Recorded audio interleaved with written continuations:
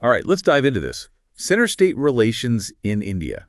We've got some great material to work with. It's a really important topic. Yeah, especially for our listeners who are UPSC aspirants or just want to understand how India functions. Exactly. We'll be looking at excerpts from a text that goes deep into the complexities of how the center and states interact. It's fascinating stuff. So, to kick things off, what exactly do we mean when we talk about center-state relations in the context of India?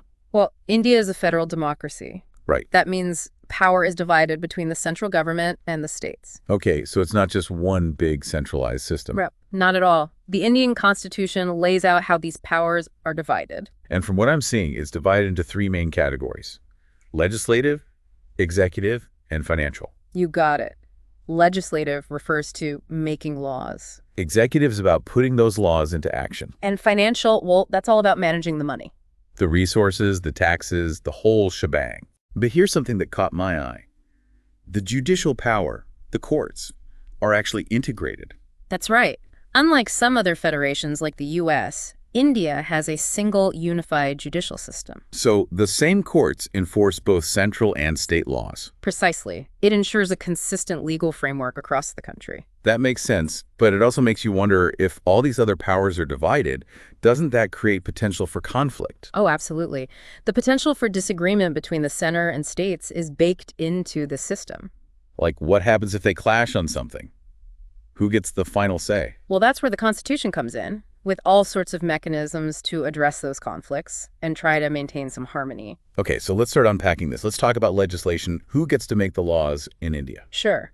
The Constitution divides legislative subjects into three lists: the union list, the state list, and the concurrent list. Okay, I'm seeing that here. So the union list is all about things that are exclusively under the center's control. Right, things like defense, foreign affairs, currency, and banking. Matters of national importance. And then we have the state list, which is all about those matters that are specifically reserved for the states to legislate on. Exactly. Things like public order, police, local government, and public health. Okay, so that makes sense. A clear division of responsibilities. Wow. But then there's this concurrent list, which seems a bit trickier. Ah, yes, the concurrent list. This is where both the center and the states have the power to make laws. So things like criminal law, marriage, forests, and education fall under this list. Precisely. It's where those spheres of influence overlap. So wouldn't that create some confusion? What if the center in a state passed conflicting laws on a subject that's on the concurrent list? That's where things get interesting. The Constitution actually has supremacy rules to sort things out. Supremacy rules. So it's like a hierarchy of laws.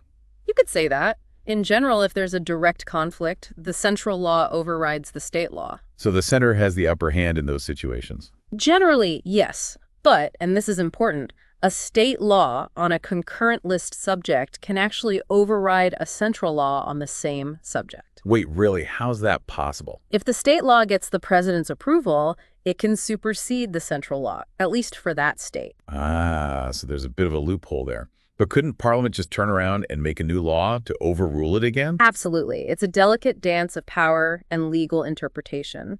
The point is that the Constitution has built-in mechanisms to try and resolve these potential conflicts. This is fascinating stuff. Okay, one more thing before we move on. The source material mentions something called residuary powers. What are those all about? Good question. Think of it this way. The union, state, and concurrent lists cover a lot of ground, but they don't explicitly mention every single area of governance. Right. There's bound to be stuff that they didn't anticipate back when they wrote the Constitution. Exactly. Residuary powers deal with all those matters that aren't specifically mentioned in any of the lists. So it's like a catch-all category for anything they missed. Precisely. And here's where India differs from some other federal systems. In India, residuary powers are given to the center. So the center gets to decide on all those leftover unlisted areas. That's right. It gives them the power to legislate on new and emerging issues that might not have been envisioned when the Constitution was written. So it's kind of like a trump card for the center. In a way, yes. It's similar to Canada's system, but different from the US and Australia, where those powers typically lie with the states. This is all making me realize how much I didn't know about how laws are made in India. Okay, one last curveball before we wrap up this section. The source material mentions an emergency loophole related to legislation. Oh, right. That's an interesting one. It seems like Parliament can sometimes make laws on subjects that are normally under the state list. How does that work? Yeah, it's a bit of an exception. The Constitution does allow Parliament to legislate on state list subjects under very specific circumstances. Like what? Well, for instance, if the Rajya Sabha, the upper house of Parliament, passes a resolution with a two-thirds majority, or if there's a national emergency declared. So it's like a special power that kicks in during exceptional situations. Exactly. There are a few other specific scenarios as well, but those are the main ones. And these aren't just hypothetical situations, are they? Not at all. The source material actually gives some concrete examples. Laws like the Prize Competition Act and the Wildlife Protection Act were passed using this provision. Wow, so it really does happen. It does. It illustrates how the Constitution tries to strike a balance between a strong center and state autonomy, while also allowing for flexibility in times of need. This is all crucial stuff for anyone who wants to understand the nuances of Indian governance, especially for those UPSC aspirants out there. Absolutely. It's all about understanding the framework, the powers, and the potential for both cooperation and conflict. All right, so we've covered how laws are made. Now, what about putting those laws into action? That's where administrative relations come in, right? You got it. And you can probably guess it gets just as interesting. So, administrative relations. It's basically how those laws we talked about actually get implemented. Okay, so we've got the laws on paper. Now, how do they translate into action on the ground? Right. And as you might expect, the division of power between the center and states plays a big role here too. I bet it does. So walk me through it. Who's responsible for what? Well, it largely mirrors the legislative side of things. The center handles the executive functions for matters on the union list. Okay, so those big national things like defense and foreign policy. Makes sense. Exactly. And the states, well, they handle the state list subjects, of course. Things like local policing and public health. Got it. But what about that concurrent list again? Who's in charge there? Ah, yes, the concurrent list. This is where it gets a bit more nuanced.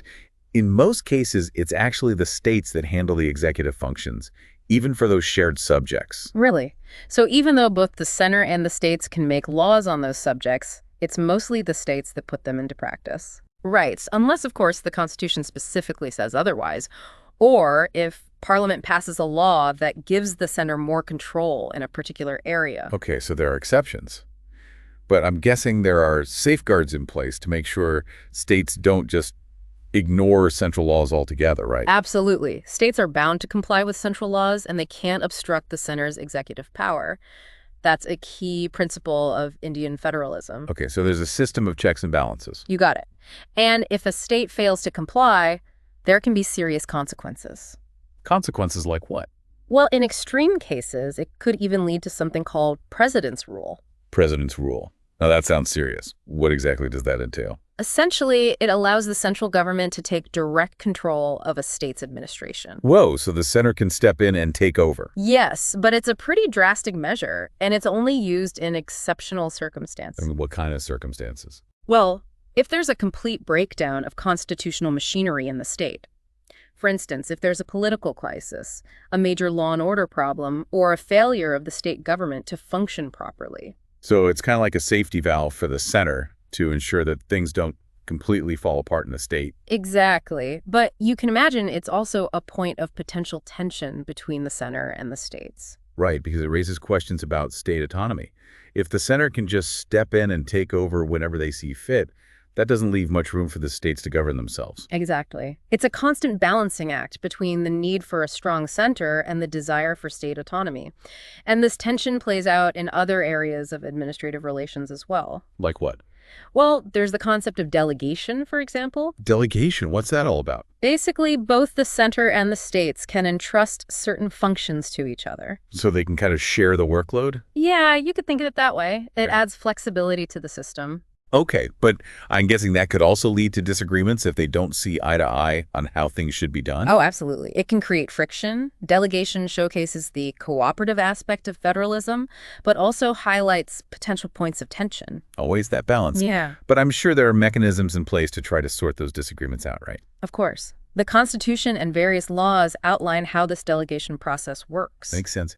Now, something that always comes to mind when I think about Indian administration is the All India Services. You know, the IAS, IPS, IFS, those folks. Ah, yes. the prestigious All India Services. They're a unique and fascinating element of Indian federalism. I'm guessing their role ties into this whole center